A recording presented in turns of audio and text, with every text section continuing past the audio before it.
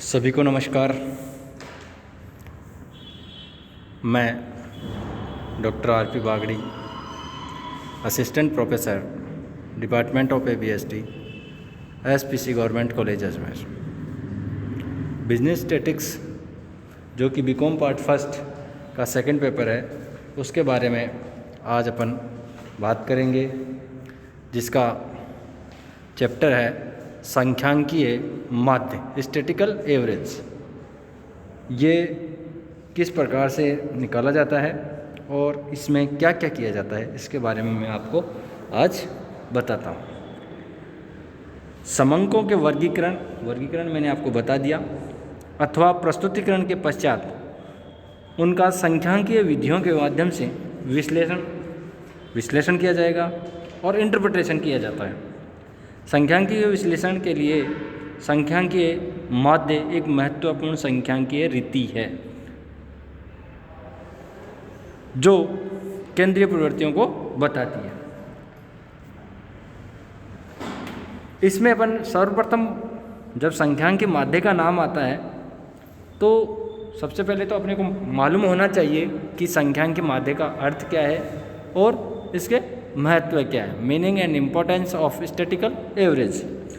तो इस संख्यांकीय माध्य का अर्थ प्रत्येक समंक श्रेणी के लगभग मध्य में एक ऐसा मूल्य स्थित होता है। लगभग मध्य में मतलब बिल्कुल बीच में नहीं, लगभग, जिसके पास श्रेणी के अधिकांश मूल्यों को केंद्रित होने की प्रवृत्ति पाई जाती है। अतः श्रेणी की केंद्रीय प्रवृत्ति को व्यक्त करने वाले प्रतिनिधि मूल्य को केंद्रीय प्रवृत्तियों का माप अथवा माध्य कहते हैं।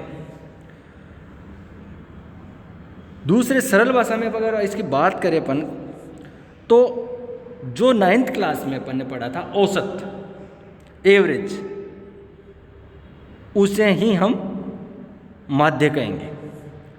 जैसे औसत विद्यार्थी, औसत श्रमिक, औसत आय, औसत ऊंचाई आदि। यदि हम कहें कि वह औसत विद्यार्थी है, इसका अभिप्राय कदापि यह नहीं होगा कि वह अति बुद्धिमान है या बिल्कुल मूर्ख है, बल्कि एक मध्यम श्रेणी का विद्यार्थी है।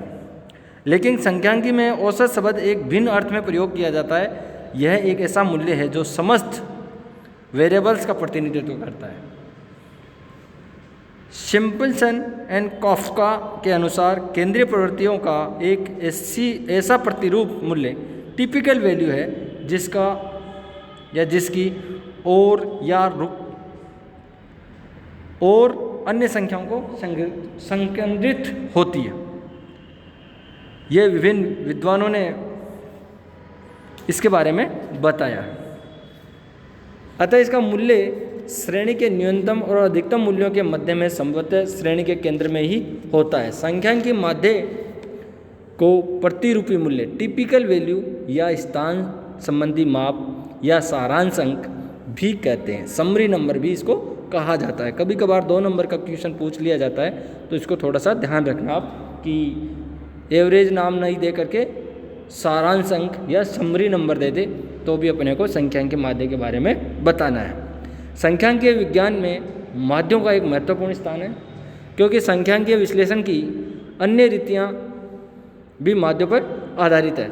समग्र की इकाइयों को व्यक्तिगत रूप से कोई महत्व नहीं होता, जैसे व्यक्ति विशेष की आय, आयु, खर्च आदि। माध्यों द्वारा सभी इकाइयों में पाई जाने वाली विशेषताएं संक्षिप्त एवं सरल रूप से प्रकट की जाती है। अब अपन बात करते हैं माध्य के उद्देश्य एवं कार्य या उपयोगिता, ऑब्जेक्ट्स एंड फंक्शंस और यूजेज और ऑफ एवरेजेज। तो माध्य के उद्देश्य क्या होते हैं और इनका कार्य या उपयोगिता कैसे? समंक समूहों को सरल एवं संक्षिप्त चित्र, पूरे डाटा का चार्ट होता है ये एक तरीके से, कि इसके अंदर क्या क्या, जैसे बुक का अपन इंडेक्स देखते हैं, उसी से पता चल जाता है कि बुक के अंदर कौन कौन से चैप्टर हैं। उसी प्रकार किसी भी माध्य भी एक तरीका का यही है, जिसका वो प्रतिनिधित्व कर रहता है, उसका संक्षिप्त चित्र अपने सामने प्रस्तुत हो जाता है।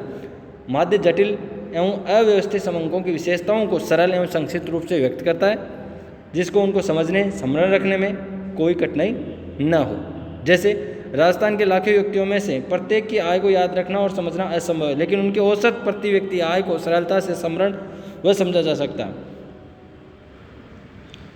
दूसरी बात है तुलना की सुविधा हेतु, फैसिलिटी इन कंप्रेंशन।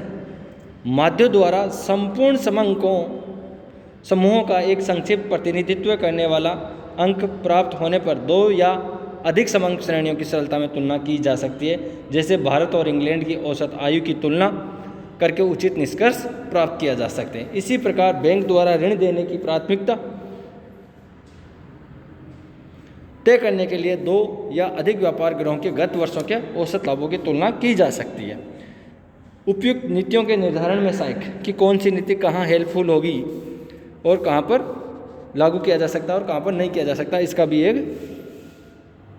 पता चल जाता है अपने को। माध्य द्वारा एक ऐसा मूल्य होता है जो कि भावी योजनाओं, क्रियाओं व नीतियों के निर्धारण में आधार का कार्य करता है। जैसे रेलवे अधिकारी को यह ज्ञात करना आवश्यक है कि विभिन्न मार्गों पर औसत कितने यात्री यात्रा करते हैं। इससे आगे का पॉइंट है वो है संख्यांकीय विवेचन का आधार, basis of statistical analysis. Statistical analysis जब भी किया जाएगा तो इसका सबसे मूल आधार जो है वो माध्य होगा। संख्यांकीय विश्लेषण व विवेचन की अनेक रीतियाँ जैसे सूचकांक, काल श्रेणियों का विश्लेषण, अपकिरण, विषमता आदि माध्यों पर आधारित है। गणितीय संबंध का प्रदर्शन, फॉर्मुलेशन ऑफ मैथमेटिकल रिलेशंस। समंकों के विभिन्न समूहों में पारस्परिक गणितीय संबंध ज्ञात करने हेतु माध्य आवश्यक होता है। समग्र के बारे में अनुमान लगाना, estimation about the whole population. माध्यों के द्वारा न्यायादर्श समंकों से पूर्ण समग्र के विषय में जानकारी प्राप्त की जाती है। न्यायादर्शों का माध्य समग्र के माध्य के बारे में अनुमान लगाने में सहायक होता है। अब बात करते हैं आदर्श माध्य के आवश्यक गुण। कई बार एग्जाम में 4 नंबर का क्वेश्चन भी पूछ सकता है और 2 नंबर का क्वेश्चन भी पूछ सकता है और 20 नंबर का क्वेश्चन भी पुटअप किया जा सकता है। इसको अच्छी तरीके से देख लेना कि आदर्श माध्य के आवश्यक गुण कौन कौन से होते हैं या आदर्श माध्य किसे कहते हैं। किसी एक समूह के सभी मूल्यों का प्रतिनिधित्व मूल्य माध्य होता है। तो इसमें निम्नलिखित तत्व पाए जाते हैं, इसलिए ये आदर्श माध्य कहलाता है। तो इसमें सब पहला है समझने में सरल, it should be easy to understand.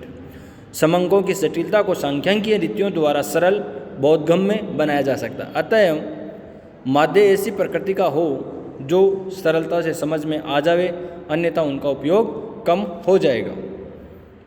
दूसरा है गणना में सरल, सिंपल कैलकुलेशन। एक आदर्श माध्य की प्रमुख विशेषता यह है कि उनकी गणना में कोई विशेष कठिनाई उत्पन्न नहीं होनी चाहिए, अन्यथा वह माध्य लोकप्रिय नहीं होगा। सभी पदों पर आधारित हो, बेस्ड ऑन ऑल टर्म्स। माध्य समंक माला के प्रत्येक पद पर आधारित होना चाहिए ताकि किसी भी पद की परित्याग करने पर माध्य स्वयं भी बदल जाए। स्पष्ट रूप से परिभाषित हो, वेल डिफाइंड। माध्य की परिभाषा बहुत ही स्पष्ट और निश्चित हो जिससे कि वह श्रेणी का सही प्रतिनिधित्व कर सके, विभिन्न व्यक्ति उनका विभिन्न अर्थ न लगा सके। बीजीय विवेचन किए जाने योग्य, capable of further algebraic treatment. माध्य ऐसी प्रकृति का होना चाहिए कि भविष्य में बीजगणितीय और गणितीय विवेचन संभव हो सके। निर्देशन स्थिरता, स्टेबिलिटी ऑफ सैम्पलिंग। एक आदर्श माध्यम में यह विशेषता होती है कि यदि किसी एक समूह के न्यायादर्श में थोड़ा सा भी परिवर्तन किया जावे तो उसके माध्यम में पर कम से कम प्रभाव पड़े और सीमांत मूल्यों का न्यूनतम प्रभाव हो। List affected by the extreme values. एक आदर्श माध्य वह होता है जिस पर अधिक सीमांत मूल्यों को सबसे कम प्रभाव पड़े और माध्य पर इनका जितना कम प्रभाव होगा माध्य श्रेणी का उतना ही अधिक सही प्रतिनिधित्व करेगा।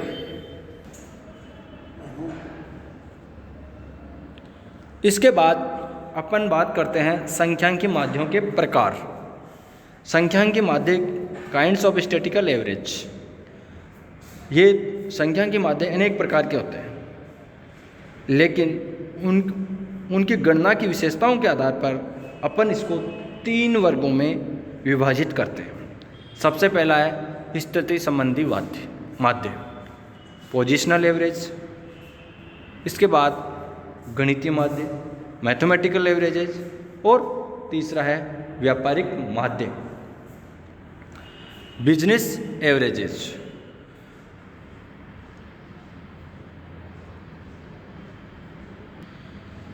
इन तीनों को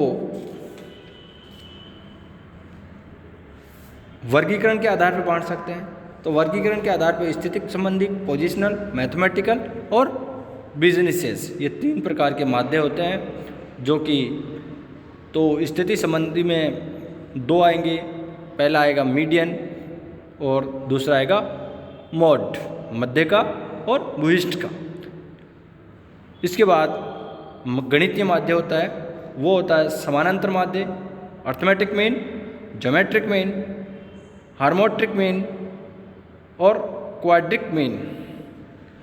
समानांतर माध्य, गुणोत्तर माध्य, हरात्मक माध्य और वर्गीकरण माध्य। फिर आता है व्यापारिक माध्य, तो मूविंग एवरेज, प्रगामी माध्य, प्रोग्रेसिव, और तीसरा होता है संगठित माध्य, कंपोजिट माध्य। विभिन्न माध्यों की विशेषताओं के अनुरूप उपयुक्त क्रम में दिया गया है, परंतु अपन इसको अलग अलग विभागों में अपने द्वारा बांटेंगे। तो आज के लिए इतना ही। इसके बाद अपन बात करेंगे समानांतर माध्य, फिर करेंगे मध्य का और मोड बहुलक के बारे में परिचर्चा करेंगे, जो कि आने वाले अगले वीडियोज़ में करेंगे। आज के लिए इतना ही। Thank you.